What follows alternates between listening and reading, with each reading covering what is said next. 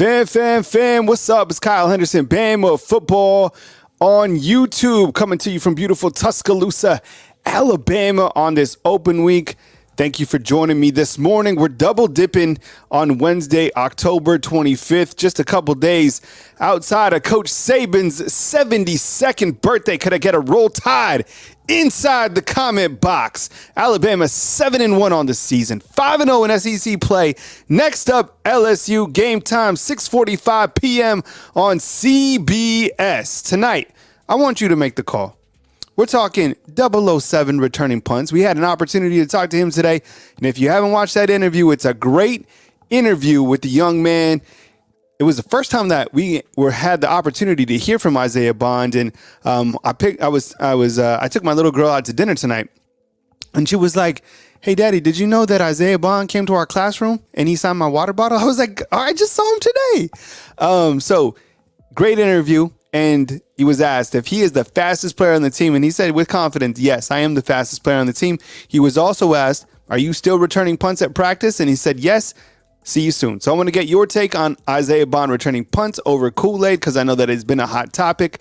I also want to get this as point number 2. What has been the best Bama play so far this year? Has it been on the defensive side? Is it a scoop and score? There's been a couple of them. Has it been a big, well-timed interception? Has it been a deep ball from Milroe? Maybe that first touchdown of the season back against Middle? Let me know what you think. Point 3, your biggest concern right now is what? As we start to forecast into this next part of Alabama's season, everything is vital right now. Everything is on the line. What is your biggest concern right now? Who is Alabama's most dangerous player? Straight up. I think we were talking to one of them today. But honestly, who's the most dangerous player? Could it be someone on the defensive side? Is it as simple as it's just Dallas Turner? Or could it be somebody else? Want to hear from you on that. And your biggest surprise through 8 games. For example, like for me, when I was thinking about this, one of the biggest surprises so far is that we really haven't seen Malik Benson, because there was a lot of hype about Malik Benson, and I don't think it's really connected to a Tyler Harrell issue. I just think that guys are playing at a high level. Isaiah Bond and Jermaine Burton certainly became wide receiver number 1. So that was something for me that is probably a biggest surprise, is that we haven't seen more production from him. And I don't think it's a him thing. I just think that there's other wide receivers that are getting the football. So tonight's show goals, as you see on the bottom right, $60 in super chats, 10 new fan funders. To become a fan funder, hit the join button anywhere on the home screen. If you're on mobile, it's up by the subscribe button. You can see the word join. So I appreciate that. 10 new subscribers, just simply subscribe to the channel. Appreciate you guys as we march towards 100,000 subscribers right here on Bama Football on YouTube, up to 94,000. So thank you very much. And 200 thumbs up, 200 thumbs up on this video. So make sure let's hit all those goals tonight. With that said, we go to the phone lines and we start right now with the 601. Here we go. Hey, what's up? You're on the line with Kyle Henderson. Who am I on the line with and where are you calling in from? How's it going, Kyle? It's Jake from Pensacola. What's up, Jay? Appreciate you calling in, man. Welcome to the show. Take it away, buddy. Yeah, I missed you in the morning, but I was asleep. I just got to get unloaded, but I was asleep this morning. I woke up, I said, "Damn, it's 10 o'clock. I missed it." And then I watched the other videos, though, but I was like, but I want to get straight into it. I just got through watching the press conference. And I ain't that what I've been saying this whole time? Isaiah 007 returning punts. I am so excited. I hope it gets started this week. I guess LSU. I hope it gets started then. I'm just hoping on it. I've been waiting on it forever. I mean, yeah, I would say the Punt there because Kendrick Law is doing good. He's doing awesome. So, but having both of them, I'm excited. Yeah, because I think because even so today, Coach Saban was asked about Kool-Aid returning punts, and he said that he has all the confidence in Kool-Aid. And I get it. He does. I mean, that's his guy. But I think we've all seen that there might be somebody else that needs an opportunity, and that person is Isaiah Bond. So it's nothing about Isaiah Bond or Kool-Aid or whatever. It's just the fact that Isaiah Bond needs some touches. We'd like to get somebody else out there. So I think it's time. And from what we heard from Isaiah Bond today, he said it's coming. So we're excited to see him get opportunities today. What about when we look to kind of the best Bama play so far, what you got? I would say I would say that the defensive scores, the defensive takeaways, the scoop and score, because I mean we didn't get that last year. We didn't have those last year. So, and I feel like that's the biggest play of the game in my opinion. Like, of course every touchdown is, but when our defense can get takeaways, do strip fumbles, recover the fumble, and score, I feel like that puts an extra ease on the offense. Like, okay, I just went out there and did a 3-and-out, but my defense recovered for me and scored for me. I feel like it goes hand to hand in my opinion. For me, I think when I look to the best Bama play so far, I think about that first play, the first touchdown of the season, when Jalen Milroe was able to, pick up that football and he was able to turn into the best athlete on the field. I know it's like week one is against Middle, but it was such an amazing play of athleticism, and to see him get into the end zone, right? Like everyone was like, "Oh, that's the dude." I think another crucial point of this season was, maybe that scoop and score, Jahad Campbell. It seemed like that certainly was the nail in the head against Tennessee, but there was just a lot of momentum at that time and kind of everything that ensued. I mean, as soon as he scored, people started lighting the cigars, right? Like, when you look to pivotal plays of this season, right? Like the stadium started to blow up, and a smoky haze came over Bryant-Denny Stadium. So for me, those are the two ones. There's plenty of them this season so far. I mean, I think of the Caleb Downs interception against Texas A&M. There's been some really good field goals from Will Riker. So there's a lot of things that you could go over, but I was kind of curious to see what kind of the best play so far was. Okay, when you're looking at the biggest concern right now of Alabama football as of today, what is your biggest concern? Jalen Milroe's mental clock. I feel like it's getting better, but against this offense, it has to be on point.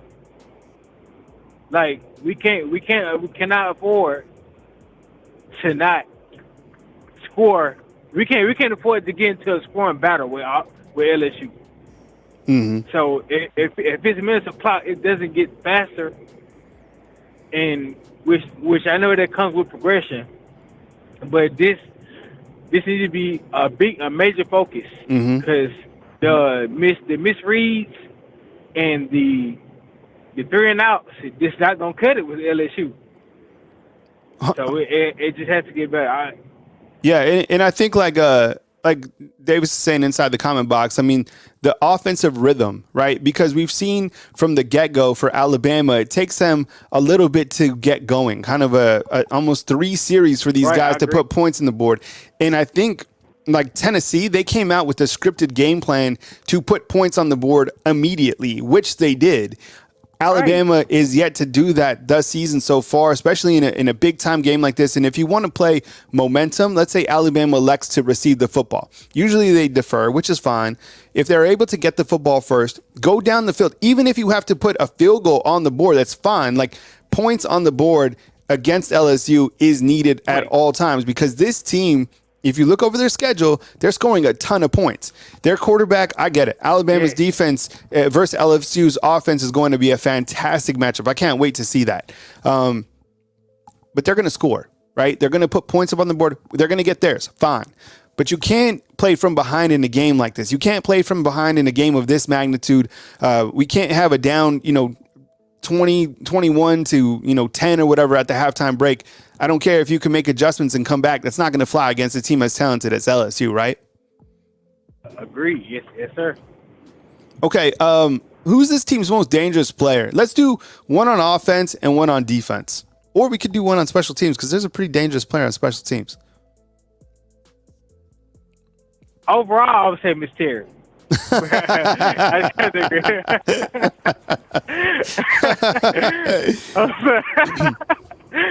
would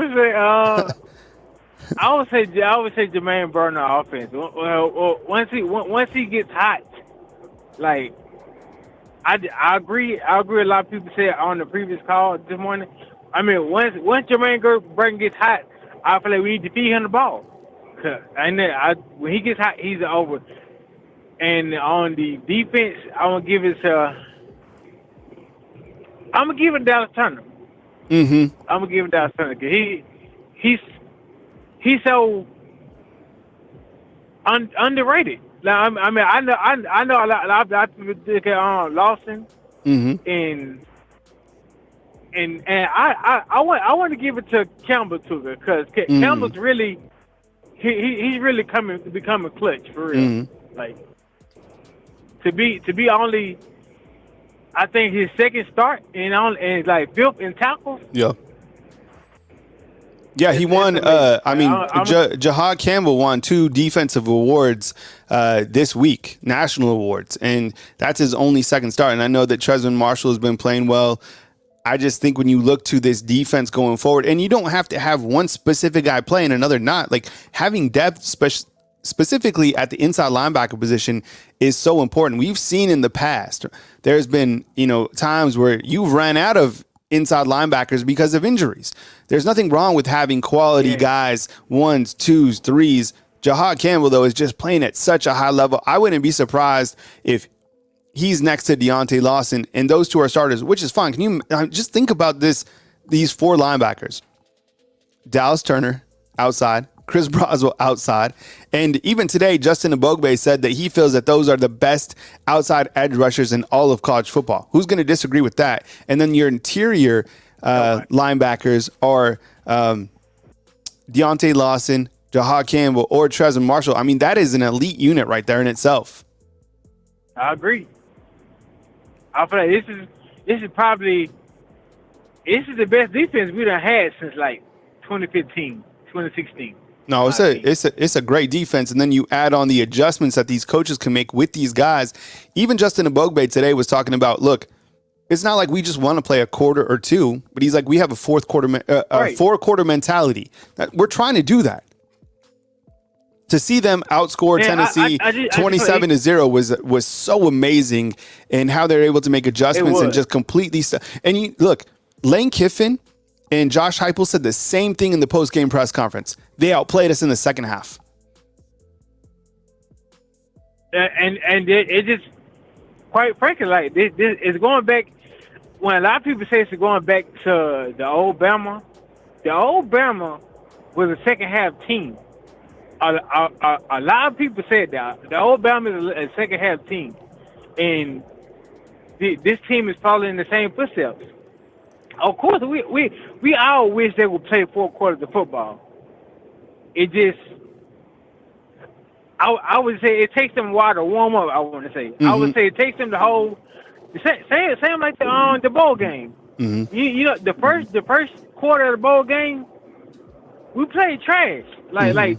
It was 10-0, but after that first quarter, it was over with. Like you said, it took us 15 minutes to wake up. But once they get awoken and get going, it's a wrap. All right. My last question for you before we move on to our next caller, and we got a 256 and a 334 inside the call queue. Get to you guys in just a second. Biggest surprise so far in the opening. I talked about mine. I said, what's up, Coach Smook? We see you inside the comment box. Thanks for joining us. The biggest surprise for me, I said, was Malik Benson not being one of the guys. I thought for sure he was going to be maybe wide receiver, even number 1. Jermaine Burton is that guy. Isaiah Bond is that guy. Kendrick Law It looks like we're going to see more opportunities of him. Amari Niblack is that guy that we expected him to be. I still want to see more touches for him and Kendrick Law. But what's the biggest surprise for you? Not necessarily at the wide receiver position. That's my take. But when you look overall, what's kind of the biggest surprise for you, Jay? I would to be off of that, because I ain't gonna lie. I heard what you said, and I agree with you on that. But I would say just my biggest surprise is not seeing more just Haynes, to be honest. I mean, he did good on the spring practice, the A-Day. Not seeing just Haynes, it just surprised me. I would thought we would see more of him, in my opinion. Yeah, so, I mean, that's a great one. And Coach Saban was asked about Justice Haynes, I think, recently, and he said maybe in the future he is going to get more opportunities. With that said, I mean, Jace and Roydell, it's not like they have been playing bad by any means. I mean, they've been durable. Right. They've been dependable. This last performance by Jace, I think, was the best performance that a running back has had all season long, running for 115 tough yards against Tennessee. And the great thing about Jace is the fact that he just runs north and south. He's a little bit shifty, not overly shifty, nothing like Jahmyr Gibbs or anything like that, but he's dependable. He can pick up six yards, I promise you, maybe more. And Roydell Williams, he reads his block so well. So, thanks for adding that, because Justice Haynes, I think that is probably a big surprise as well. So thanks for hitting on that. Jay, I got to move to my next caller, man, but I really appreciate you calling in, and I really appreciate you supporting the channel. I appreciate you, Kyle. I'm sorry, I forgot to ask you at the beginning of the show. How are you today? I know you get up, do your 4 a.m. thing today. Yeah, no. I know you do your workout. So Wednesdays, and I appreciate that. So Wednesdays we're at the Capstone. So got a workout in at 5 a.m. down at the Capstone. We actually worked on the parking deck, which is right by the band stadium. So we're out there, and we get there just before the ROTC. And there must be probably like 200 students that are a part of the ROTC. It's really awesome. So we're up on the parking deck. You had to do push-ups, sit-ups, sprints. So it was a good way to start the day. And then we had the morning show. I had Coach Saban's SEC teleconference, player interviews, had dinner with my kids, and now here I am with you fine people. So it's been a busy day, which I'm thankful for, but I appreciate the support, Jay. Thanks for asking about my day, and I'll catch up with you next time, man. Have a good day. Roll Tide. All right, roll Tide, T, man.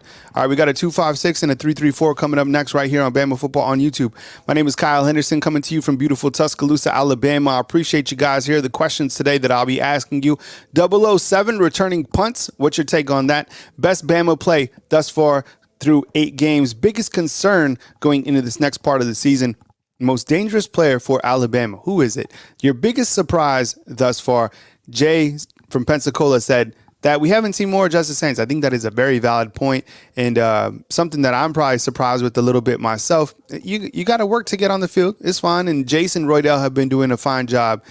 So maybe in the future we're going to continue, to track that progress. But maybe we'll see him eventually. He's a very talented freshman, and I don't think there's anything wrong with him. It's just, he's got to wait, which is perfectly fine. Look at the guys who have waited to play. Chris Broswell, he could have bounced out. He could have packed up and left or whatever, but he was sitting behind William Anderson. And look what he's doing now. He's making himself a ton of money. Show goals today, $60 in Super Chats, 10 new fan funders hit the join button, 10 new subscribers, and 200 thumbs up. With that said, we go right back to the phone lines at the 256. Hey, good evening. You're on the line with Kyle Henderson. Who am I on the line with, and where are you calling in from? This is Daryl from Huntsville. What's up, Daryl? I appreciate you calling in, man. I went up to Huntsville a couple times this past summer. It's a good spot, man. Tons of growth, some challenging golf courses up there, but I appreciate you calling in tonight, man. Welcome to the show.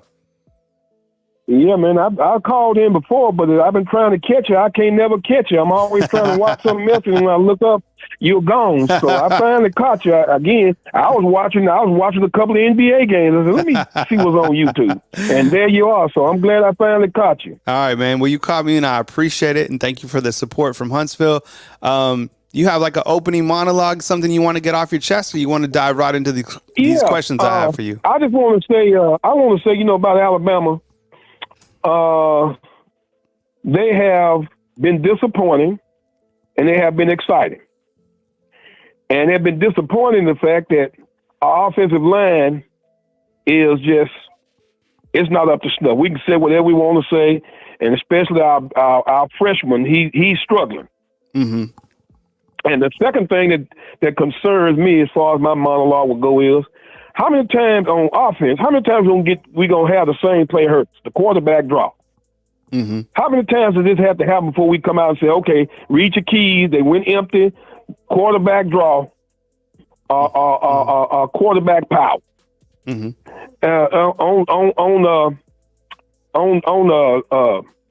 On defense, how many blown assignments do we have to have? We finally give Tennessee credit. Somebody finally took advantage of the linebacker on the wide receiver, and they scored. We've been exposed like that all season, but nobody's ever taken advantage of it. Mm-hmm.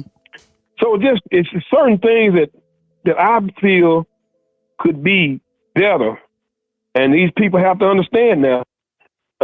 We've gotten away with not starting off good. It's just a matter of time before they catches up with you. Mm-hmm. Anything else you got, Daryl, to get off your chest? I want you to get it off. Well, yeah. Well, let me say this, and we have to be honest. Milroe is not a good mid-range passer.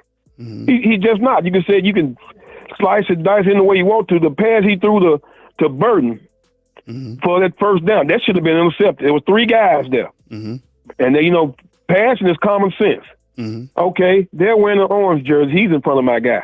Mm-hmm. He's wearing a red jersey. There's another orange jersey beside him. Mm-hmm. Why would I throw him the ball? Mm-hmm. And you got to throw the ball where your receivers can maximize what they're trying to do. Mm-hmm.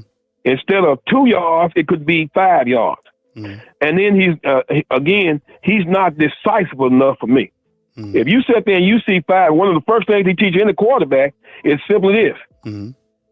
Take what the defense gives you. If you got a 5-yard run, take it. Mm. If you got a 4-yard pass, take it. Mm. Take what the defense gives you. Don't sit there and try to make something, because again, the farther you throw the ball down the field, the lower the percentage, unless something changed. Mm-hmm. So that intermediate game has to be there sooner or later. We will get beat. Mm-hmm. It has to be. Daryl, I have a couple questions for you, and I appreciate you bringing that up.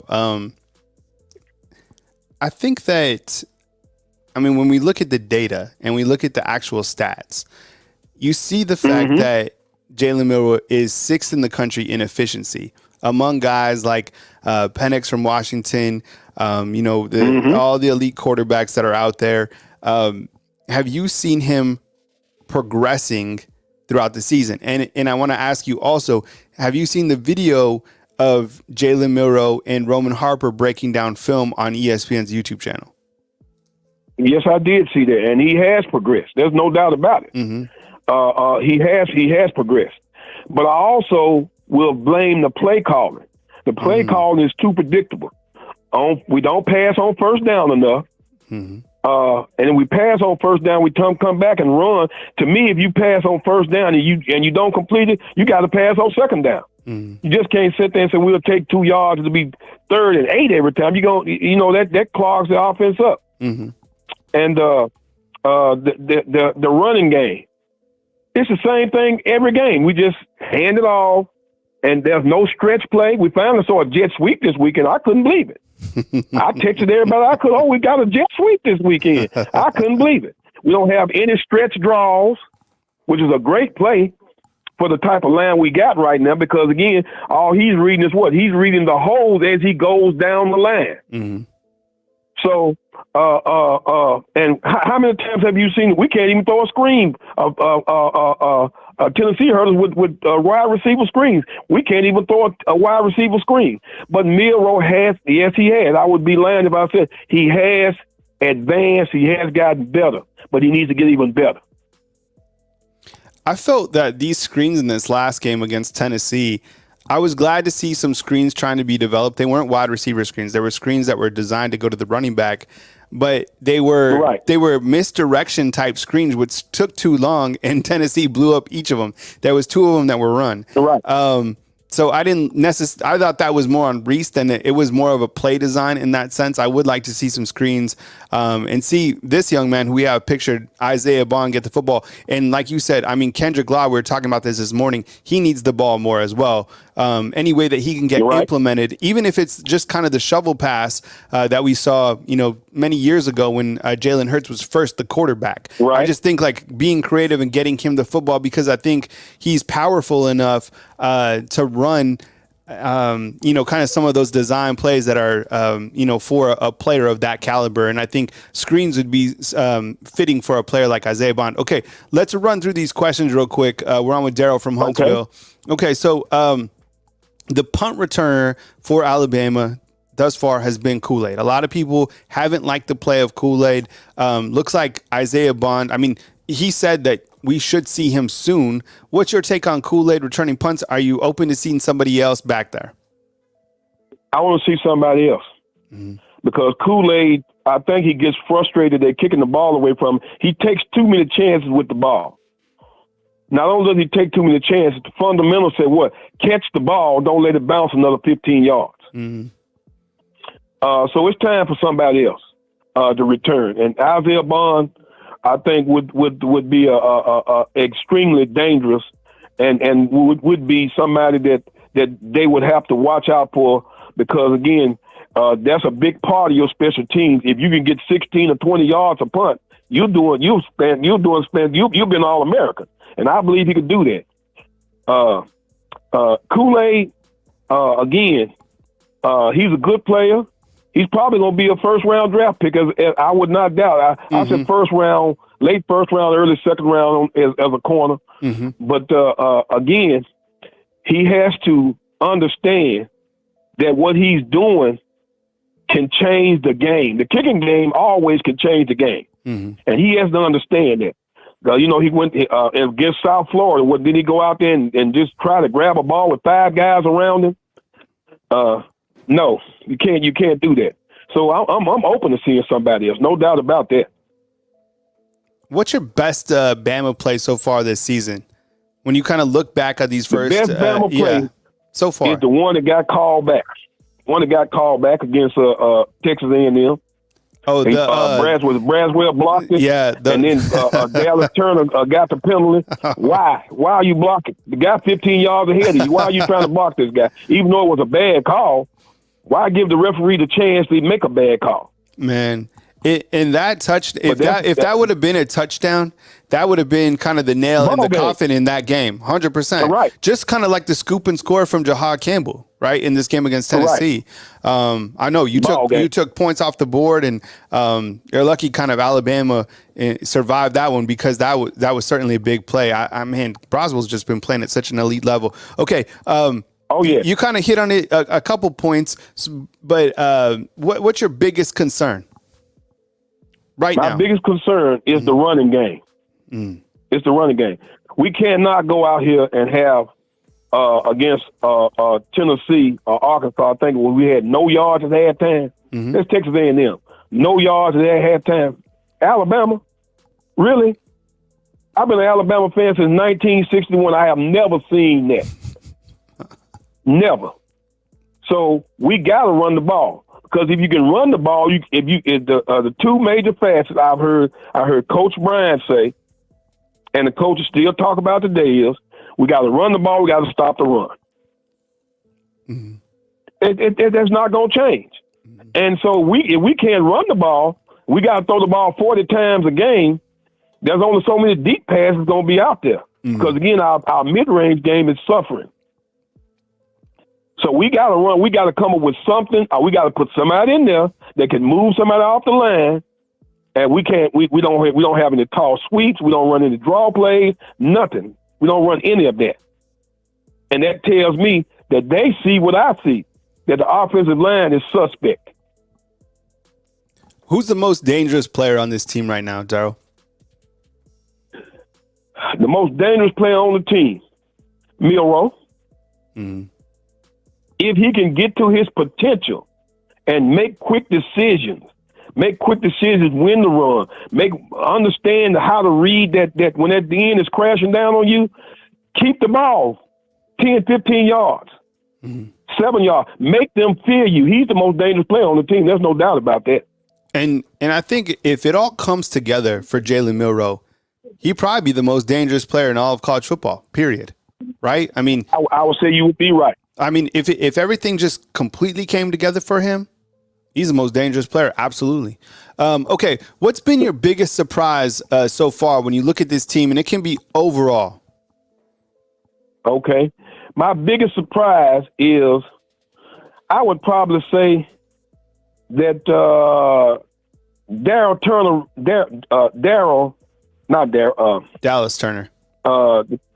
Turner, has not really been a factor so far to me. He's been decent, but he has not been a dominant factor.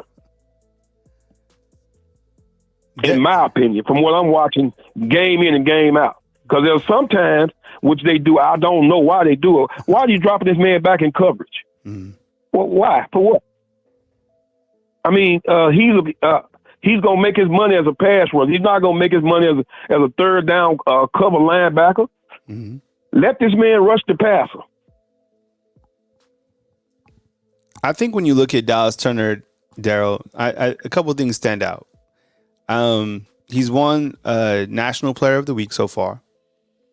And overall, this season, he currently leads the team in tackles. I'm sorry. He leads the team in sacks. 8.5 sacks in eight games. He has 11.5 tackles for loss, and he has 34 total tackles. I mean, I think, in my opinion, when you look at Dallas Turner, I think there was one game where I wasn't necessarily impressed with Dallas Turner. It was earlier in the season, but then he turned it up. South Florida game?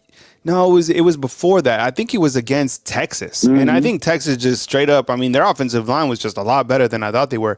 But I think since after South Florida, something clicked. And I think that he's been playing as the Dallas Turner that we expected him to, compounded with the play of Chris Boswell. So I think now he's playing at a very good level. He still hasn't reached kind of that maximum level, but I think he is playing at a very good level. And I think, I mean, for example, we could say one of the best plays of the season was the sack from Dallas Turner on KJ Jefferson late in the game. Like, that was a big time sack, right? So I think that Dallas Turner certainly, is playing at a very good level. But I got to run to my next caller, Daryl. Thank you very much for calling in from Huntsville. Call in again next time. I'll do that, and I'll answer the two guys I just saw. Said even Ray Lewis dropped back in coverage. Ray Lewis is middle linebacker. Go get in the go get in the comment box, Daryl. Right. Appreciate you, man. See you, buddy. I appreciate you, man. I appreciate you. Love your show. All right, thank you so much. Take it easy. All right, that was Daryl. He had a lot of stuff to get off his chest. He's, that's how it is. You call into the show, I'm gonna give you a platform to speak your mind, 100%. A 334-720 and a 479 coming up next on Bama Football on YouTube. Tonight we're talking 007 returning punts. 007 is Isaiah Bond. If you didn't know, now you know. Best Bama play so far. I want to hear from you. What was it? Biggest concern as we go into this next part of the season. Most dangerous player on Alabama's team. Biggest surprise so far. We've had some good feedback on that question to kind of go over. And then you see the goals at the bottom of the screen. The call-in line is 205-850-1994. If you do call in and you hear a busy signal, that's because the 4 lines are taken. So I'll keep you posted when lines open up, but we will get through the calls tonight. All this week on Bama Football on YouTube, I am live every single morning at 9 a.m. So I was live on Monday, Tuesday, Wednesday. Tomorrow will be Thursday, which I will be live again, and then as well as on Friday. So I appreciate, if I don't get to your calls tonight, you can call in tomorrow or on Friday, and I'll take your calls as well. With that said, we go right back to the phone lines with 334. Here we go. Hey, good morning. I'm used to my morning show already. Good evening. You're on the line with Kyle Henderson. Who on the line with, and where are you calling in from? Man, it's Coach, man. I got to call you back and talk with you, man. What's up, Coach? This is Daniel from Calera. I appreciate you calling in, Coach.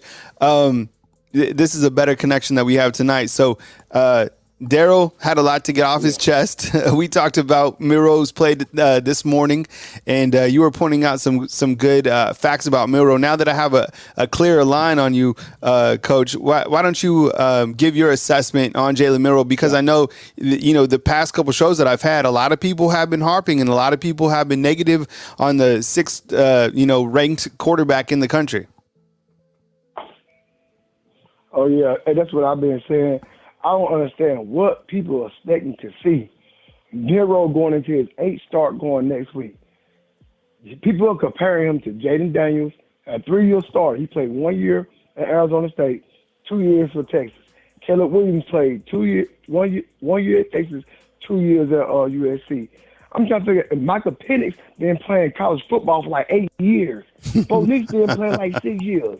I'm like, why is people comparing him to these old dudes? These dudes are old. It's like Sam Hartman. He's old. For what Milroe, Milroe has his flaws. But what quarterback their first time they touch field is perfect. Even Bryce Young wasn't perfect. He first touched the field. And Bo Nix didn't look like how he look now. His 4 years ago. And I hate to hear people so critical of a guy that's winning. We're like a 6-7 game winning streak. And people are like, Milroe, he still sucks. He's the downfall of the team. I'm like, it's over 14 or 20-something, 200-some yards, 2 touchdowns. And in the game, he nearly threw 300 yards. He's not running. Then they start to say, oh, Milroe, he hold the ball too long. But early in the year, y'all were saying he running too fast. It's like, what do you want? You want him to stay in the pocket, or do you want him to run? I heard all on Facebook, why Milroe don't run? But the first time he runs, you're going to have like the 10, 11 Alabama fans, Milroe running too much. You're athlete, put him at running back. I'm like, what do y'all want of the kid? And sometimes you understand the plays where he hold the ball, you don't think the other team have a good defense sometimes? They might be covering everybody. And Milroe might kind of wait a little long to get an opening. And a lot of people didn't see, like, look at the Tennessee game, look at the A&M game. They had a spy on him. They're like, run, Milroe. I'm like, you don't see them a 45 waiting on him? 45 is fast. He's a 5-star prospect. It's like people don't have arguments for real. They just be talking, venting like a standard film. But they don't really see what's really going on in the game. Like it's 1st and 10. Everybody like, throw the football. Why would I throw the football on 1st and 10? I got so-called a 4-star running back there. I got pretty much 4 or 5 stars on offensive line. You thinking as a coach, I can at least get 3 or 4 yards on 1st down. When they don't get the 3 or 4 yards, they all say, oh, it's a bad play call. No, the other team slanted to the way they was running to. Bam.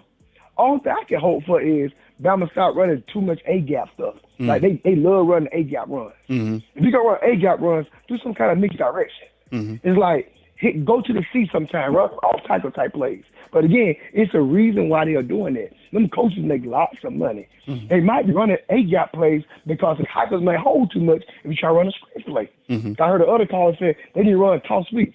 Do you not know you got to be a physical team to run a toss sweep? Because them linemen got to get out there, move their feet, separate place. They got to seal. They got to kick. That stuff take time. Kato probably already barely can pass block. Why would you put them on the stretch run if they can hold the whole game? Coach, let's run through these. Let's need to sit back on. Go ahead, Coach. Finish your thought. I said people need to sit back on Milroe and let the kid play. He is developing before our eyes. He is getting better. Some people are so negatively about him, they don't see him actually growing. Okay, too negative about him. I was thinking about this today. I was talking with my son. He goes to the games. He's 14. And I was like, you know what, Caden? I was like, it's almost like Alabama football fans need counseling to get past the PTSD from that Texas game. Because now, like, every single throw that Jalen drops back, they're, like, thinking it's going to be an interception. Or that in some, like, right? It's like they need to get past that and kind of see, like, what is happening now and see the progression. He's not a finished product by any means. He's getting better, 100%. But it's just, like, I think those interceptions, since they impacted that game and it was an early season loss, which Alabama fans are not accustomed to. And let's face it, Alabama fans are spoiled because of what they have had, right? So getting punched in the mouth early by Texas, which is okay, because you look what Alabama's doing right now, was a good wake-up call. Do I want to see the team lose? No. Have I seen it affect even like the channel? Of course.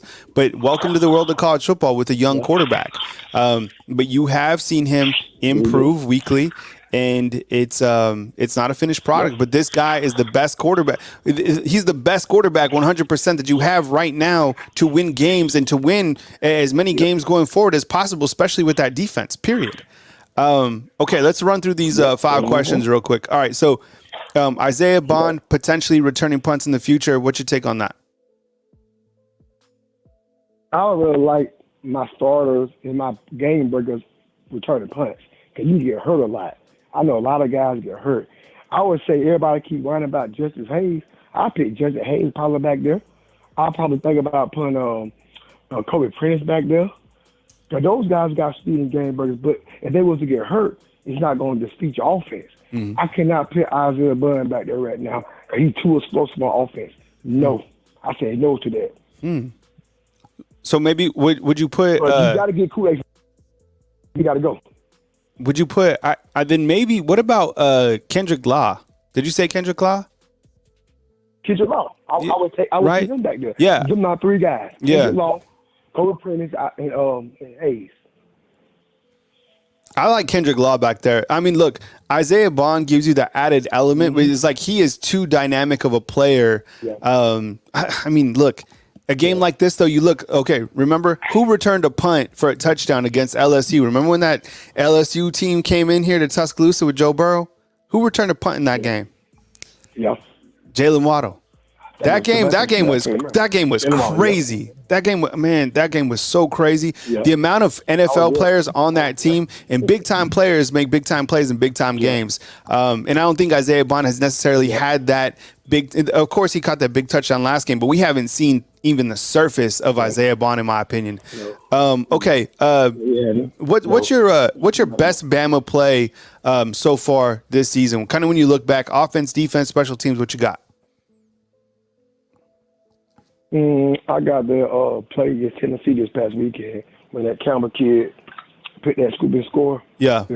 First Bradshaw knocked the offensive tackle hands down and able to accelerate, hit the quarterback and fumble. That was a big turning point in that game. Bama was still, the game was still in doubt. To me, I know you could say one for Texas, but that play got called back. And Bama ended up scoring a touchdown that drive. This one against Tennessee, that was huge. Yeah, and Coach Saban said in his post game that if Broswell didn't get to him, that Amos would have intercepted the pass because he was right there. I think we talked about that, and he said it was like right there. And that was huge because that put the nail in the coffin. And Jahad Campbell has just been playing opportunistic. He's just playing at such. I want him starting. Like I think he's. But Trez Marshall, he's playing at a high level too. You let those guys figure it out, but I think Jahad Campbell's too good to keep off the field. Okay, your biggest concern right now? Yes, you got to start. My biggest concern is pretty much the naysayers within their own camp. Because you got a lot of people saying that Bama, Milroe's terrible. I almost feel like your own team against you, your own people against you. And that's the worst feeling in the world. You have to count from the inside. I feel like my biggest fear is the fans. About what nobody say, people have rabbit ears. People hear everything. These players hear what these fans are saying about Milroe. I just hope Milroe is slow enough to understand. Don't listen to them guys. You got to keep developing. Listen to your coaches. Listen to your team. So I can't really say far as the team. Line's getting better. Secondary, everybody's getting better. I just feel like that naysayers and our own fan bodies going to hurt our team. Yeah. Yeah, you got to block out the noise 100%. I mean, if you're Milroe, you have to be able just to block out that noise because as you saw and as you continue to see, there are so many doubters about him. And there's people in the higher ups in college football, even on that college football committee, like who's going to attack Alabama? Heather Dinich. She will 1,000,000% continue to harp on the fact that he has been sacked 30 times a season and pinpoint that and bring up all these factors that everybody else to keep Alabama out of the college football playoffs. She's not on the committee, but she's somebody, who has. I got one question for you, Cal. Yeah. Hey, Cal, I got one question for you, man. I just feel like, to me, this Alabama team, they're not a bad team. Bama is slowly growing. You put Alabama in Michigan place right now and play their schedule. Bama is undefeated, scoring 45 points a game, shot everybody. Mm-hmm. People get so caught. I heard Elroy keep saying that Michigan's the number one team in the country. Georgia.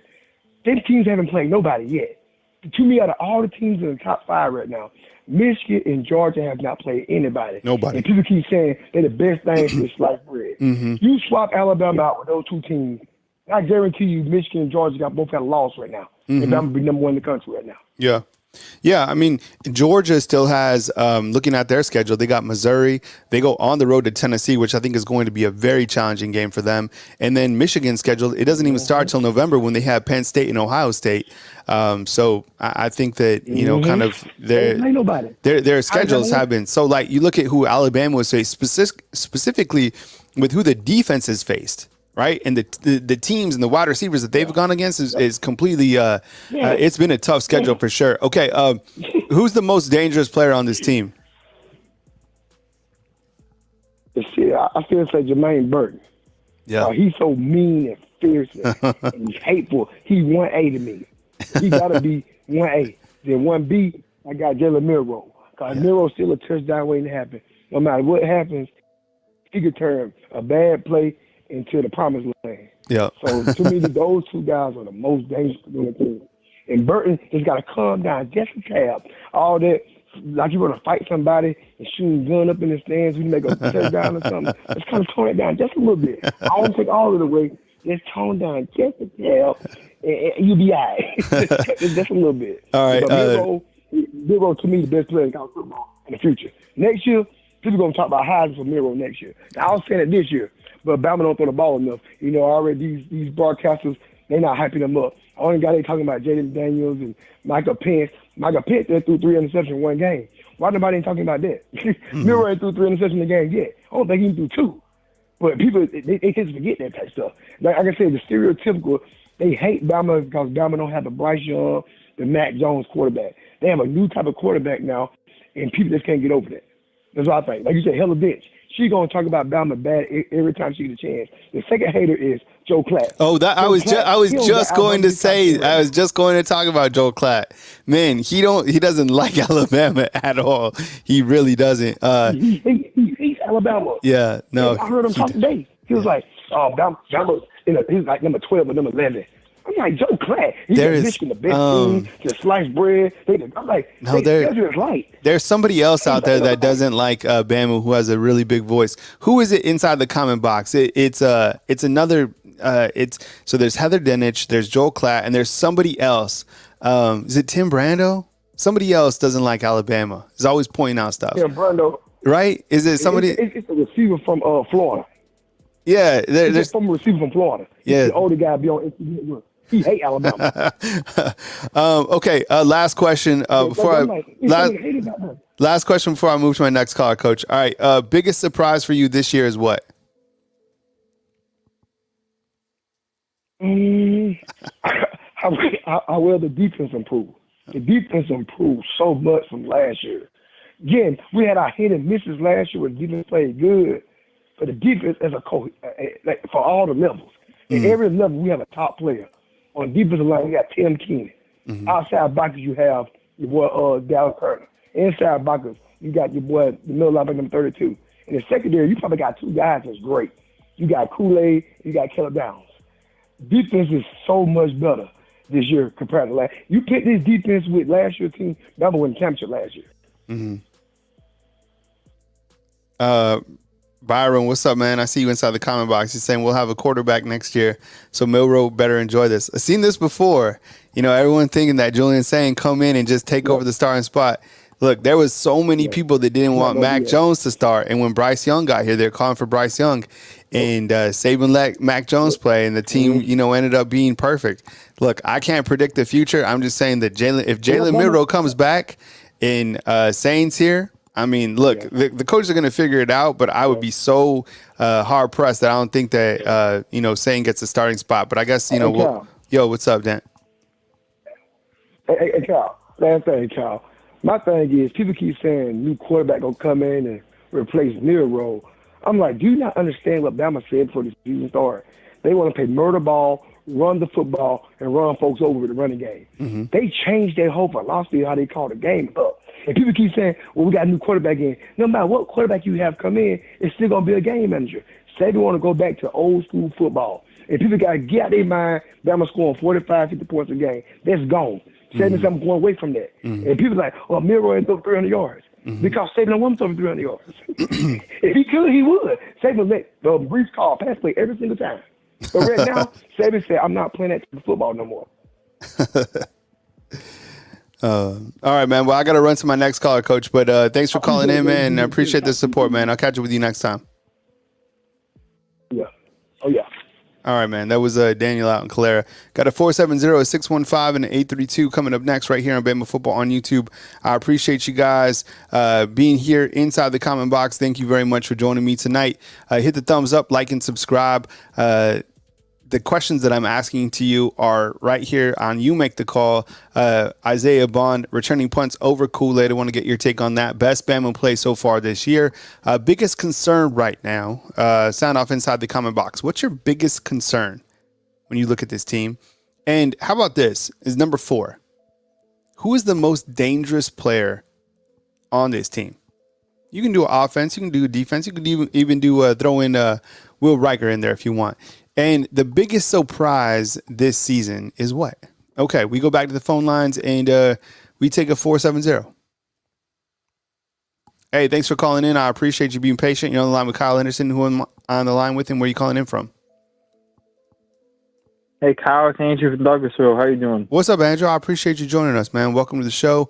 Hope you've had a great day, and welcome on in as we talk about You Make the Call. What's your take about Isaiah Bond returning some punts, or maybe a Kendrick Law? But it sounds like, even according to Isaiah Bond, that he said, going to see me soon. What's your take on somebody else getting an opportunity to return punts? I'm not opposed to seeing Isaiah Bond because he can be explosive, but who I want to see back there is Jermaine Burton. That dude's a certified menace, dude. He ain't afraid to catch the football. I like Kool-Aid. He's a good player, but I just think after he muffed that one punt and turn it over, I just think he has some PTSD or something. So he just hasn't been performing on the punt return, which is okay. So I think we definitely need to switch him out for either James Bond or Kendrick Law or Jermaine, someone who's not afraid to catch the football and can make those explosive plays. And then the best Bama play, even though they called this one back, I'm going to go with the blocked field goal at A&M. I guess you call it a kick six, at A&M, because that play should not have been called back. That was a bull crap call. So that was definitely our best play so far. And then that one at Tennessee comes in close second. Scoop and school by Jahad Campbell. That was pretty amazing too.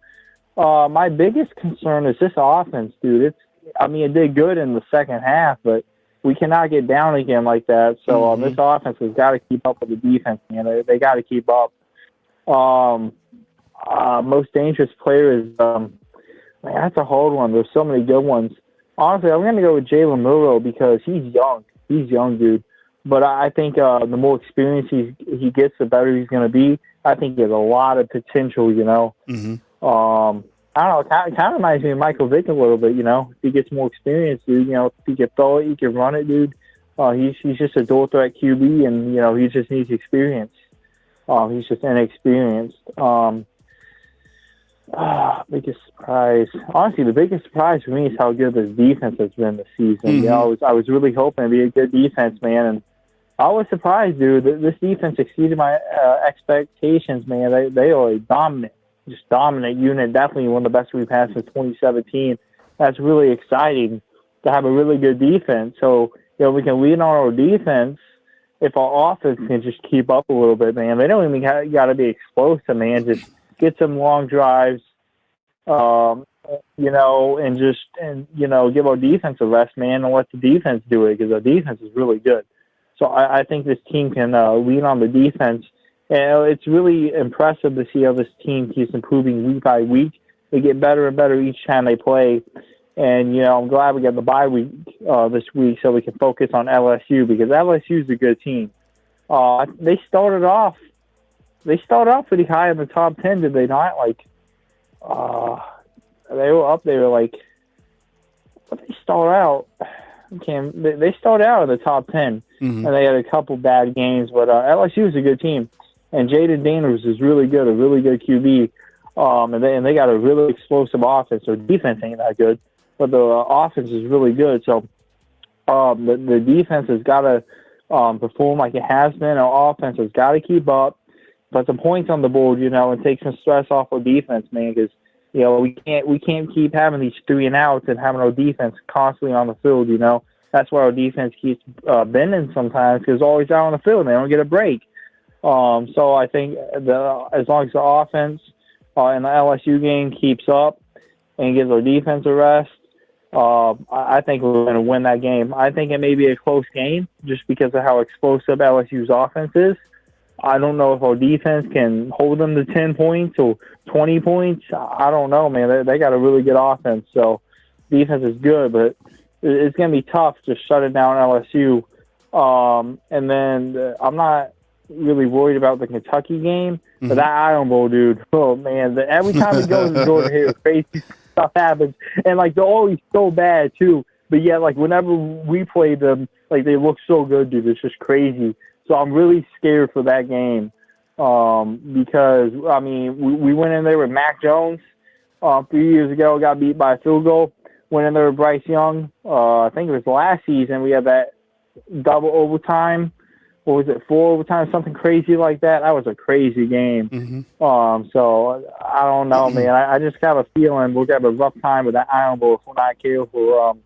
But, yeah, I definitely want to see, at the punt return, though, I definitely want to see someone else, man, because I think if we get better field position, it'll give our offense a head start, so our offense can hopefully do a lot better, because we've been getting some crappy field position sometimes, and that just kills the drive right off the start, on the start from our own end zone or something. That drive just ain't going nowhere, unfortunately. But like I said, man, offense got to keep up. Can't stress that. All right, Kyle, that's all I got for you, man. Okay, well, I appreciate you. Thank you very much, Andrew. I think you brought up some good points. I was going to say, I was thinking about it when you were talking about your biggest surprise so far in our call queue. We got a 615-832 and a 904 up next. But I was thinking about another biggest surprise for me, Andrew, and I was thinking about, remember this season when we went into the season and we were talking about the offensive line and how they're the biggest offensive line ever assembled and they were bigger than, NFL teams. And then to see kind of, their bumpy start throughout and to see that they've allowed 35 sacks or whatever is just that's another thing that is so surprising to me. So just wanted to tell you that. But anyways, I appreciate you calling in and supporting the show, and I will catch up with you next time. All right, Kyle, roll tide. Roll tide to you. All right, that's my buddy Andrew out in Douglasville. Got a couple of super chats. Thanks, Davis. I see you inside the comment box with the $10 super sticker. Thank you very much for the support. I know you're frequently on the show, so thank you very much. And Claire, thank you very much for the super chat as well. I really appreciate the support, you guys. Thank you very much for supporting the show right here on Bama Football on YouTube. With that said, we'll dive right back into the call queue, and we'll take a 615. Let's do it. Hey, good evening. You're on the line with Kyle Henderson. Who I'm on the line with, and where are you calling in from? Kyle, hey, what's going on, man? This is David from Nashville, Tennessee. How's it going? Hey, what's up, David? I appreciate you calling in, man. Welcome to the show. Yeah, man, I'm on Bluetooth, so if my connection's terrible, you can tell me, and I won't drive everybody crazy if my audio is awful. No, Can you hear me all right? I just dump you, and then we just catch up later. But you're good for now, man. So with that said, man, I'm glad you're on Bluetooth. You're a safe driver. I don't know how you're watching the show. It's making me nervous, but if you're listening, that's cool. Can't even. I'm just listening. I promise. I can't even see my phone. We're all good. But now, I saw that you were. I saw that you were on, and so I just called the number. I'm not even looking at anything but the road. But so no worries on that. But I had to call because I wanted to run a question by you. So I don't know about you. I don't know if you ever watched the show Seinfeld, but there was an old episode. Jerry was dating this girl, and depending on what light she was in, that was a Two-Face. Yeah, she was either this knockout like gorgeous woman, or she looked terrible, and it literally could change at any moment. That's how I feel when I watch Alabama play football. I'm just like, I can't tell. I'm like, I have no idea. Do we have an ugly team? Do we have, like, I sound like a crazy person when I watch Alabama, because 1 minute I'm just yelling at the screen and I'm like, we're not going to accomplish anything. We might as well just move on to the next season. And then 15 minutes later, I'm like, we're the best team in the country. Mm-hmm.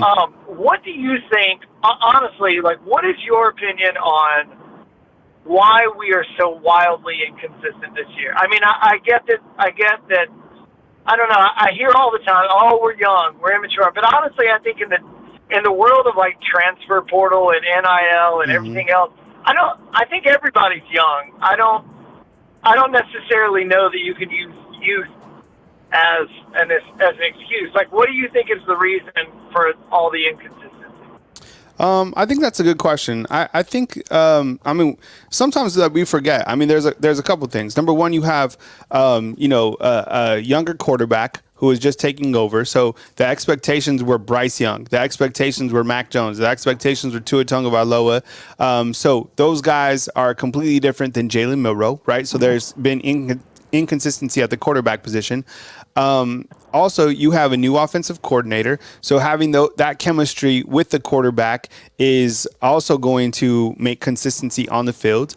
I think a new defensive coordinator, I think defense is, I'm not going to say easier to gel, but you don't have a quarterback on the defensive side of the ball. But the defense, I think, has gelled together very well, and we haven't seen inconsistency from them. Thank goodness, right? With the offensive line, you have a second-year offensive coordinator in Eric Wolford who put together some new offensive components on that offensive line. I think those guys are a little bit bigger than Alabama's had in the past. You have a freshman. So there's been a variety of reasons. Plus, I think the schedule has been more difficult than we've thought, right? I mean, teams like Texas, Ole Miss, on the road against A&M, a much improved Tennessee team. Tennessee is really improving under Josh Heupel. I mean, they're doing really well. That was a good team. They're a lot better than I thought they were going to be honest. I knew that they were good last year, that they had, but I was like, maybe that's kind of the one and done year. But no, they're good. And I think that the schedule has been very challenging, and I'm glad that those games recently, like during this gauntlet, have been here at Bryant-Denny Stadium, because it was going to be tough to beat Tennessee in Knoxville, and it would be very challenging to beat LSU again in Baton Rouge. But this team, right? I mean, so the schedule has boded well for Alabama. Now, just like Andrew was saying, the game on the road in Auburn, taking on the Tigers, that's going to be challenging. It's challenging no matter who's the quarterback, right? It's challenging when you have Bryce Young. Yeah. I mean, he needed, a minute left to drive down the field and be able to beat the Tigers. I mean, it's difficult to play Auburn. So I think there's kind of been a variety. Go ahead, David. I was just going to say, no, the Kansas City Chiefs could go into Jordan-Hare Stadium on the Iron Bowl weekend, and they're going to struggle. I've never seen anything like it in my life. Let me ask you a couple of these questions that I've been asking. So we have 5 questions. So the first one is Isaiah Bond returning punts. What's your take on that?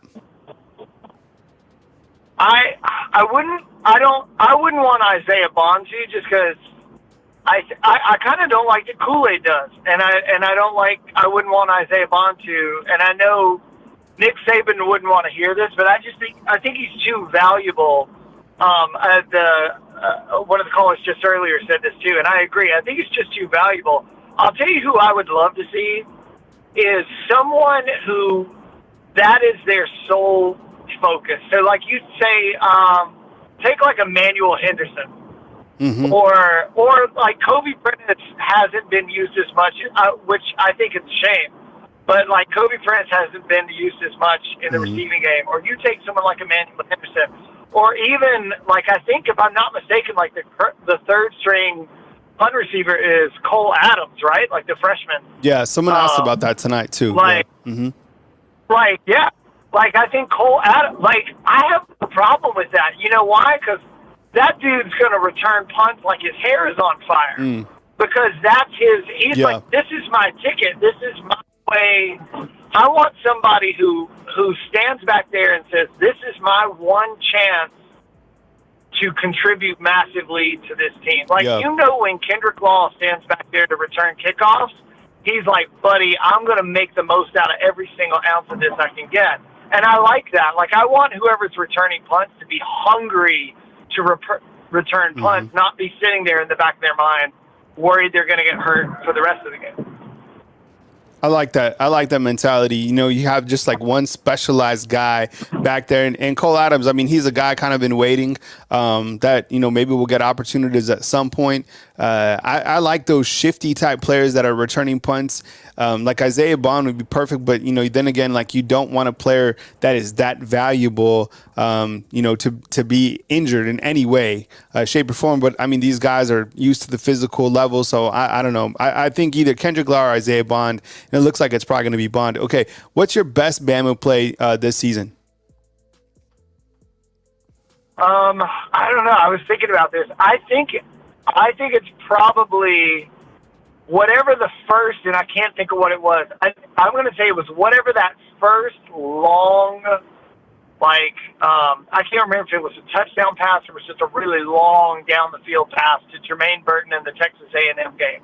That very first time where it was like that first hookup between Milroe and Jermaine Burton, and you're like, uh-oh. Like, we've got something going. I feel like that was kind of like a punch in the mouth to Texas A&M, and it set the tone for like just the rest of the game. I feel like that one play kind of woke up the team, because I don't know if that one of those plays doesn't happen. I'll tell you the most important play that unfortunately is negative was. I think there was like a wheel route in the Texas game, right, where it was just wide open. I think it was Jace McClellan. And he missed it. And Milroe, I think if you want to ask me what the most pivotal play is, I think that's the most pivotal play. I think if Milroe makes that throw, we could be talking about a whole different set of scenarios. He did. You're right. He missed him, and that was like, it was like a third down and like 8 or something like that, and he was wide open. That would have been that would have been a touchdown, 100%. Yeah, that would have been. Yeah. And look, I couldn't have made the throw, but I'm just saying. I think that was a big deal. Okay. Your biggest concern right now. I mean, this is a broken record. It's just the inconsistency. Yeah. It's I have no clue. What team I'm going to get on any given moment. Yeah, right. Yeah, I mean, the Seinfeld. Okay. Most dangerous player on the team is who? Well, see, and this goes back to the punt return thing. I think Isaiah Bond is the most dangerous in terms of. I think if we got him the ball more. I agree with one of the previous callers that Jermaine Burton is the most feisty player. He's got the most fire in him. I'll agree with that all day. And I do think he's a very dangerous player. Like at any moment, he could just torch you. But I think Isaiah Bond is probably always ready to smoke somebody. We're just not always getting him the ball. Now I don't know. Maybe I'm flat wrong on that. That's just the impression that I get. And your biggest surprise so far this season, overall? Dude, I am 100% with you on this one. If you told me, it's like if I saw 5 huge burly men and they were going to play tug of war against my son's kindergarten class. Mm-hmm. And I'm thinking, oh, this is game over. And then I look up and I'm like, they are struggling. Like, I don't know that I would be any more surprised than I am by our offensive line. Because I'm like you. I just thought that offensive line is just going to plow the field, and we're going to run it. I thought we're just between all of our running backs and the offensive line.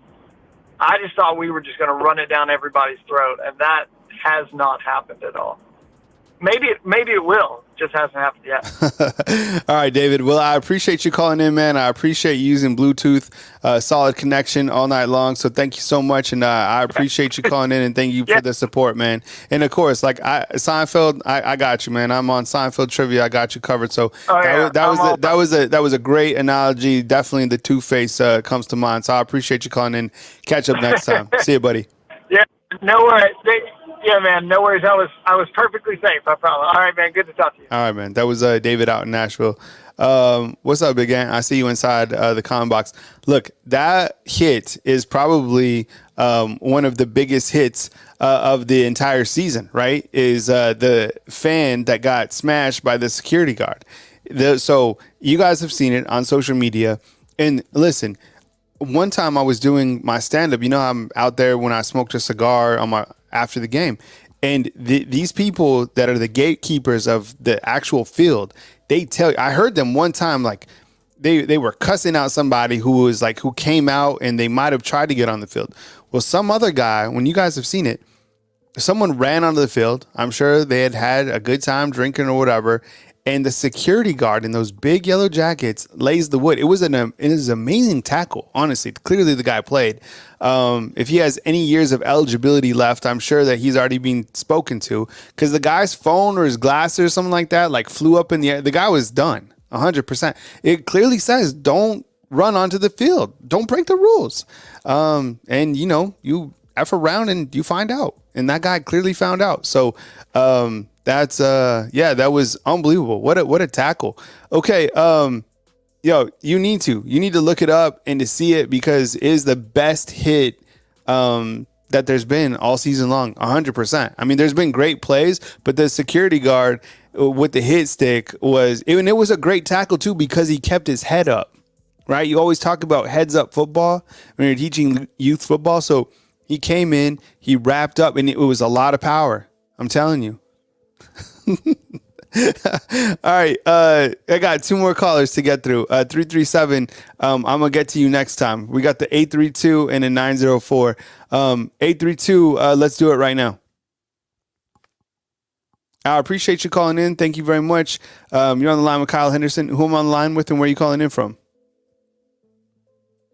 This is Mike from Austin, Texas. Your favorite caller, Kyle. How you doing tonight? What's up, Mike? I appreciate you calling in, man. Thanks for joining us. Thanks for grabbing the Wednesday spot on October 25th, man.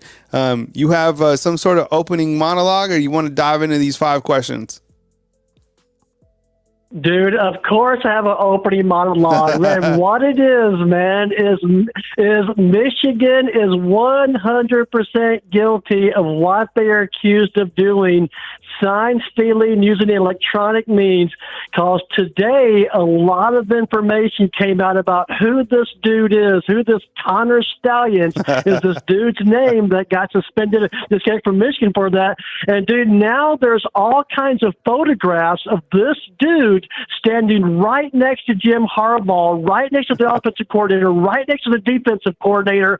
Perfect timing, shifting positions when the defense on the field, the offense on the field.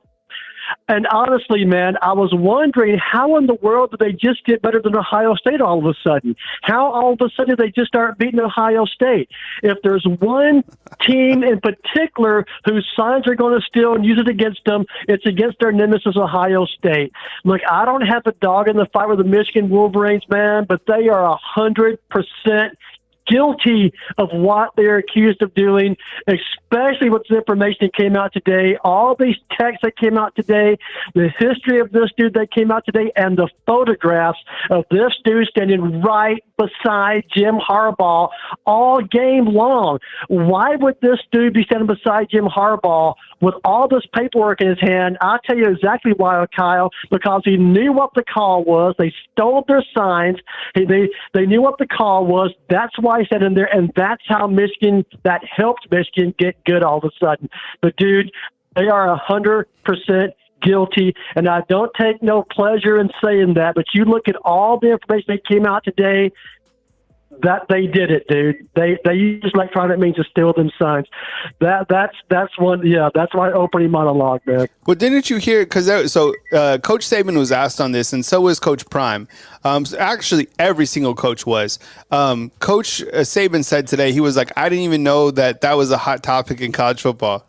You know, there's somebody who's keeping Coach Saban up to date. Whatever the case is, Coach Saban said that there should be, basically a helmet communicator so that they can talk to the quarterback. Do you think that would be implemented? Do you think that will stop it? And then also, Coach Prime said, look, stealing signals, whatever, you still got to stop the player. And he referenced when he was with the Dallas Cowboys, he was like, look, Emmett was going to get the ball, Jay Novacek, Michael Irvin, you still had to stop it. So he's like, it doesn't matter with sign stealing, like you got to be able to stop the player. What's your take on that?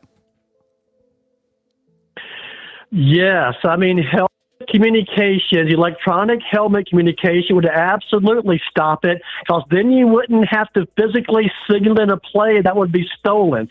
So, and according to Brian Kelly, what he was saying today, and Nick Saban, they should do helmet communication just because of this purpose in the NFL and in college. But yeah, it would stop it. And I think the more of this comes to light, there's going to be ramifications of this, man, because dude, Michigan's guilty, man. They're guilty of it.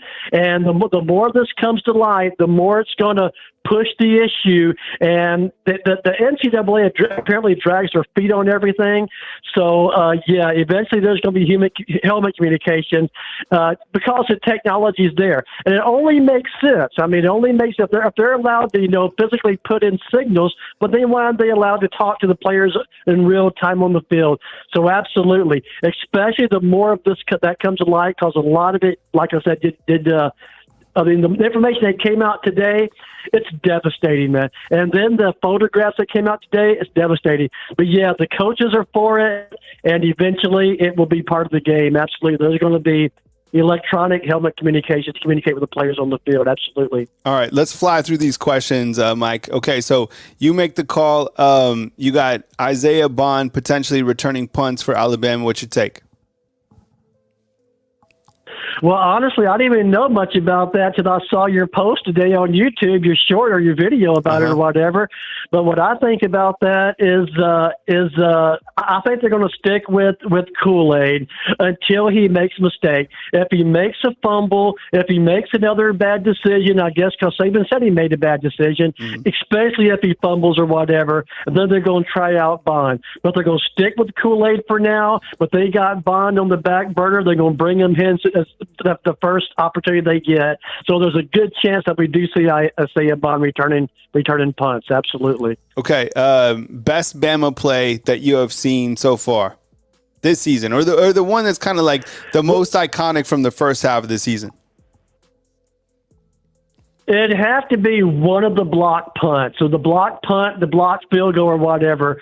And I forget. I don't know if the one from Texas A&M, if that was a block field goal or a block punt, but that's one of them. The one with the bogus call where the touchdown got called back because of the guy touched the other dude 20 yards behind the whole play. I mean, that was probably the most iconic because it shifted the momentum of the game. That was a close game, that Texas A&M game, and that play really helped win the game. So that one, Or even you could even say the one for Tennessee, the block punt from Tennessee. Well, that was sweet, man. That was just icing on the cake. And every Bama fan, when that happened, just knew right then that we was going to win that game. So I'd go ahead and say the one from Tennessee, man. I'm going to tell you about the reason why, because like I said, as soon as that went down, we knew we had that game in the W column. So I say the block punt from Tennessee. That was returned. Yeah, I'd say that's the one. Yeah, that was awesome, man. I got another super chat in. Thank you very much, Taylor. I appreciate the continued support of the channel with the super chat. On with Mike from Austin. Let's go to most dangerous player. Actually, we missed number 3. Biggest concern on this team right now. The biggest concern, I guess the big picture is just going through these next few games they got. Mm-hmm. Playing LSU, it's going to be a tough game. But from what I've been reading lately, LSU has had some serious problems lately in their defensive secondary. Mm-hmm. I mean, they're going to have a bunch of injured freshmen on the field, which really helps Alabama. But just going through the schedule they got coming up, playing LSU, I think they play at Kentucky. Kentucky's a good team, man. And then they're going to play at Auburn. Dude, I was at the 4 overtime game. The Iron Bowl and Bryce Young came back. It was Bama was down 10-0 in the fourth quarter. Surrounded by Auburn fans, but I just kept telling myself, we're going to win this game. We're going to win this game. I know we got 1 minute left, but we're going to win this game. And sure enough, it came down to that. But I guess the biggest concern is just making it through. And then Bama's going to need a little help, man. You know, even if Bama wins out, dude, they're still going to need Washington to lose. They're still going to need OU to lose. They're still going to need Florida State to lose. And they're still going to need a Big Ten team to lose. I mean, so, because believe me, dude, Alabama can go through these schedule, win the rest of their games, including beating Georgia, and still might not make the playoffs, because if these other teams I just mentioned win out and go undefeated, them 4 teams are going to go to the playoffs. That's why I'm so much looking for the 12-team playoff, man. But just like I say, just make it to this gauntlet of a schedule that's going to be coming up, and beating LSU, man. My biggest concern is actually going to be beating LSU, because they got Jalen Daniels, dude, and I think it's going to be a shootout. And because there's beating LSU, we got to win this game coming up week after next, no doubt about it. All right, 2 more to fly through. Most dangerous player, who you got? Well, I'm going to go with Jalen Milroe, man. I'm going to go with Jalen Milroe. It could be Burton, because Burton, I'm glad we found some go-to wide receivers, right? Burton's our go-to wide receiver. Honestly, I don't think he's as good as the past wide receivers we had in the past 4, 5, 10, 15 years. I don't think he's that level of Amari Cooper. I don't think he's that level of all them dudes. Again, so many of them, I can't even think of them. But he's good. He's good. But I'd say it's going to be the biggest. Yeah, I think it's going to be Milroe, man, because Milroe. And I'm going to go ahead and go into number 5 now, the biggest surprise so far. These kind of go hand in hand. Dude, Milroe's the number 6 highest rated quarterback in the NCAA right now in college football. I don't think anybody's seen that coming. I mean, there was a quarterback controversy going into week 3 of the season. Nobody saw how good Milroe was going to end up being at halfway through the season now. I think he's the 2nd or 3rd highest rated quarterback in the SEC over the Ole Miss dude, over all these other guys, except for Jalen Daniels. I think he's number 2. And the 6th or 7th highest rated quarterback in the NCAA. Not many people saw that, man, coming. Some people may have saw that coming. I certainly didn't. Honestly, I thought Ty Simpson was going to be the guy. Never thought Butcher was going to be the guy. Don't know why they brought him in, to be honest with you. But nobody saw how good Milroe was going to be, man. So Milroe's the most dangerous player, because apparently the dude's got a good arm. He's got a good arm, and he's got an awesome set of legs. We know that, too. The dude can run when it comes time. But, yeah, man, that's it. Milroe's number 4, and he's number 5. And, Kyle, keep up the good work, dude. Keep posting the good content, man. I like you stepped it up here the last few days. Honestly, you kept me posted the last few days on stuff. So keep up the good work, man. Roll Tide, dude. Roll Tide. We got to beat LSU. It's going to be a challenge, but we got to beat LSU, man. They got to just keep on. They got to win these next a lot of these games, but they just got to do LSU first. But hey, dude, I'll talk to you later, man. You take care. Roll Tide. God bless. Roll Tide to you, man. Thank you so much. I appreciate you calling in, buddy. All right, that was Mike out in Austin. This is going to be our last call. It's a 904, so a 678 and a 201. I'll catch up with you guys next time. I don't want you guys just waiting on the line. 904, I'll get to you guys in just a second. David, thank you very much for the super chat. He said Ole Miss ran for 317 yards against LSU, which is pretty amazing. I mean, that shows you the mindset and the caliber of the offensive coordinator for LSU, right? It's like Lane Kiffin able to put that together. That was an amazing game. I mean, we went back and forth, tons of points in that one. Okay, so 904, we start right now. This will be our last caller of the night. Hey, thanks so much for calling in. You're on the line with Kyle Henderson. Who am I on the line with and where are you calling in from? This is Edward from Jacksonville, Florida. What's up, Edward? I really appreciate you calling in. Welcome to the show. Well, thank you, sir. The reason I'm calling is the guy, I think it was the guy that was just on, was on your show this morning. Maybe it was a different guy. But he made the claim that, the SEC might not get anybody into the playoffs. Like, for example, under the scenario, say Georgia is undefeated and Alabama beats Georgia, we might not go. I would tell you from history and whatnot, there's a 0% chance of that. Zero.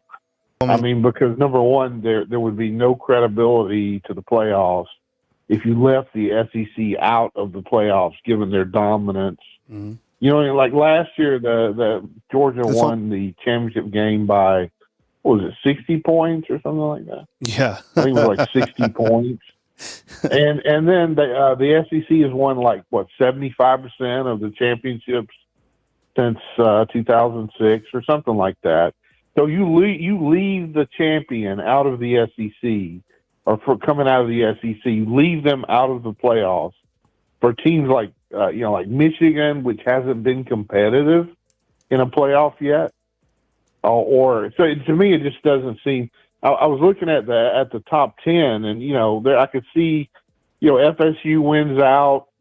You got Texas has beaten us, so I could see where it might get a little bit contentious there. But I still, I guess Washington could win out. Number one, that's never going to happen. They always it's crowded in the middle of the year. A lot of teams always lose, so I don't anticipate that happening. I don't think the SEC gets two in. Unfortunately for Georgia, if Georgia is undefeated going into that championship and they lose, they might very well be left out as a non-champion, which probably wouldn't, if you're trying to pick the four best teams, that probably wouldn't be justifiable in my book. But I just don't see it, and the guy seems so adamant about it. I just think I think he's off base, and I've been thinking about that all day.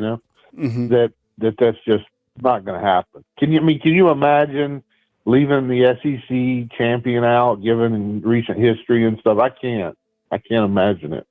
Yeah, and I think the fact that Georgia has been so dominant the last couple of years, that has to carry a lot of weight. And let's face it, sometimes in college football, the way that it's so kind of like the Frankenstein setup is you're already in the playoffs. Like Alabama's already in the playoffs in some weird way, if it would be the weirdest playoff bracket to really look at. But Alabama versus Georgia, if Alabama wins out, right, and Georgia wins out, that is a playoff play-in game to the college football playoffs, 100%. And that game's 100%. Going to carry so much weight. And that's really the only way that Alabama is going to get respect back by everybody is if they go toe to toe with Georgia and beat an undefeated Georgia team. That's the only way that they're going to get the respect back. That's the only way that Jalen Milroe is going to get the respect, is if he's able to beat Georgia. If Alabama's able to beat Georgia, and rightfully so. Look, overall, Alabama, they lost early. They get it. What they've done is they have to, and they know this, they have to win out, and that's fine. That's the only way. And if Georgia wins that game, then they're in the playoffs. Now, what happens on the other side with Ohio State and Michigan is going to be interesting because each of those teams is in the same side of the conference. And the other side of the Big Ten, there's nobody. Like, the competition is so weak. So let's say Ohio State and Michigan, who really hasn't played anybody at all yet, if they just lose one game, do you leave them out? I think, who knows, because the style points matter to the playoff committee, 1,000,000%. And then you have Florida State. I mean, they have some tough back end games. I've said that I'm not drinking the Kool-Aid. With that said, there's a lot of people who do like Florida State. Really good quarterback, and what they've done this season, they've won big. They beat LSU. That's kind of the game that they're hanging their hat on. They got to finish out. Oklahoma. They're going to have another tall task with Texas, but then again, Texas quarterback looks like he's hurt and he's out. Washington, they still have to play USC. They have to play Utah, just like Oregon does. Right. I mean, that Utah team is stout. They're really good, especially on the defensive side. So when you look to kind of the college football playoffs, there's a lot to that still goes in place. But Alabama, look, they just have to keep winning. They lose again, it's right. Who cares? It's all over. But if they keep winning, they're 100% in. And I think they have the talent to do it. Honestly, I think that we all know that they have the defense to do it. And I think some of the question marks around this team continue to be the inconsistency of the offense. But the offense is 100% improving. And they're doing a better job. They've shown that they can run the football. It might not be, 300-yard type games, but Jace McClellan, his performance against Tennessee was impressive. It really was. Honestly, they were able to run the football. Caden Proctor, his best game was against Tennessee, the third-ranked pass rush in the country. So the offense is improving, and if they continue to win, as you see on this graphic right here, I think that I have another graphic, and it shows, and it's kind of fun to play around with. If you go to the ESPN app, you can play around with the ESPN projection, and if Alabama wins its remaining games, this is what it has. Alabama, oops, I did the wrong full screen. Has Alabama making the playoffs 94% if they're able to win their remaining games. So it has Alabama favored against LSU by 62%, against Kentucky 88%, 99% against Chattanooga, and then 85% against Auburn. And then, they'd, of course, have to win in the SEC championship game. So it is what it is. And we all kind of know that what they have to do is just win out. So I guess that's our I think that's true. I really don't think the committee would dare leave out. Under that scenario, the committee just wouldn't. There's no way they could justify that. What about this scenario? Not because especially. I'm sorry, but especially like Michigan, they haven't played anybody. They don't tend to be able. They can't really compete at that level. They haven't proven yet they can compete at that level. So anyway, what about this? What if Georgia loses to Tennessee and is able to still win the SEC? You got to think that they're still in, right? Or are they out? That may be and they would be Alabama, so Alabama would obviously be out, and then you have Georgia. I don't know. It's fun to talk about those type of scenarios to kind of look forward to. But I mean, you got to think that a lot of these teams still lose games or whatever it is. So to end the show, let's go over these 5 questions real quick. So with that said, number 1, Isaiah Bond returning punts potentially. Do you want to see another punt returner for Alabama? Yeah, man, that's one of our biggest deficiencies. I mean, there's no reason the return man shouldn't get under those punts. We should at least be getting fair catches out of those, and we can't keep giving up 15, 20 yards on a punt because nobody will catch the punt. So we got to make a change there. Something wrong with Kool-Aid with regard to that. I don't know that I would continue to go with him. Okay, question number. Yeah, I think we definitely need somebody to rotate at that spot. And nothing against him as a corner or as a person or whatever. It's just like you need somebody who is effective at returning punts, somebody who is dangerous, somebody who gives you that big play mentality. And Adam, thanks for the super chat. I just saw the super chat from you. Thank you very much. I'll read it out after I'm done here on the phone line with Edward from Jacksonville and Robert Hill as well. Thank you very much. Let's see. Best Bama play so far this season. What's a play that stands out? The one that stands out in my memory is hard to describe, but it was when Jalen hit Burton in the corner, and he was with that laser beam throw. Do you remember the one? That was against Texas A&M, right? Yeah, there was no separation at all. It was about a 25-yard pass, something like that. Mm-hmm. It was just a laser beam, and if it had been a little bit off, it was perfect. And I think that's probably the one that I remember as being probably the best single play. And that was probably the best single offensive performance so far was Burton against Texas A&M. I mean, he went completely off in that game, right? So maybe best performances this season, that would be another good question. It's got to be Burton in that game. And then, the game that Jahad Campbell had. There's been some really good performances this year. But, yeah, I definitely remember that throw because it was on the money. Burton played huge in that game, came down with the throw. Biggest concern right now as we go into this next game against LSU? It's hard to put your finger on it. You got the offensive line situation, and then the running game is a little bit inconsistent. But I think if Jalen could become a little more adept at anticipating where the blitz is going to come from. I think of those 3 cornerback blitzes to the blind side that he never saw, And some quarterbacks like Mack, for example, he always had the eyes in the back of his head. He always knew where the blitz was coming from. He probably read it before, he could anticipate it. He read it before the snap. But if Jalen could kind of anticipate that and avoid those sacks where he is as clueless as to where the pressure's coming from, that would make a big difference. I know it's easier said than done. But, that leaves somebody open when they're coming with something like that. And if he could read that a little bit better, it would really improve probably our consistency. Who's the most dangerous player on this team? I think Milroe's the most dangerous. Yeah. I mean, when he starts hitting with the long ball and stuff like that, and sometimes he's extremely accurate with it and with his feet, I think he's overall probably our biggest threat. You had to kind of pick one. Because, the guy can he can really, he's a really great long ball thrower. He starts putting those things up there in the right position. He seems to put them over the right shoulder, and he like the stuff he did with Burton down the sideline and stuff. He puts them in the right. When he's on, man, he's deadly. He's a little slow to run sometimes, but if he winds it up, he's got two gears. He's running along at first gear in the backfield, but he said he takes too long to shift into the next gear sometimes. But when he does that, he can take it all the way too. I keep waiting for him to take one. Last year he had a 2 that he went 60, 70 yards with, and I keep expecting that to happen this year.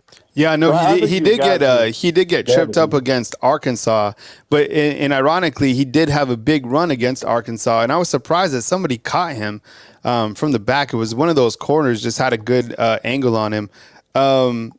Okay, last question. Your biggest surprise so far when we look to kind of, the scope of Alabama football through these first 8 games? I'm a little surprised with the offensive line. I really thought that it would be. I guess I bought all the hype about the size. They're bigger than any line ever, pro or college, and 5-star left tackle. I figured the guy would be like another. We've had some really great freshmen come in and play that position, and he's not quite there as far as that goes, and. So maybe some of that size, maybe they'd be better off if they were a little smaller. They're a little bit overweight, I think. He might be. It would be nice if he was a little quicker. Yeah, but I would say that's my biggest surprise. I think the defense is probably better than I thought it would be. Too. Yeah, which is a good thing, obviously. Yeah. Yeah. No, I agree. The defense is. I knew that they would be pretty good. I just didn't think that they would be one of the best defenses in the past, 5, 6 years or whatever. I mean, this defense is amazing. And you have low anxiety when you're watching the Alabama defense. No matter, and think about the types of offensive minds that they've went against. I mean, and they've showed up.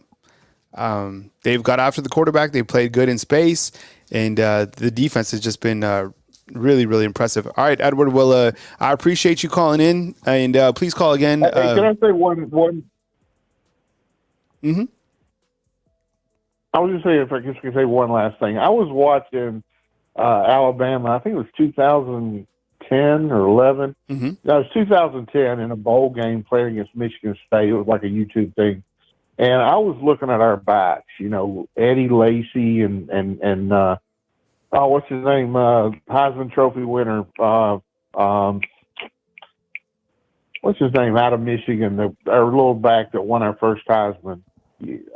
I'm drawing a blank, but those guys were animals, man. Mm-hmm. And we don't have anything like that in the backfield right now. And I mean, I'm not criticizing our guys, mm-hmm. but I wish they would play Justice a little bit mm-hmm. because I think he's quicker. Mm-hmm. He's a little quicker than those guys.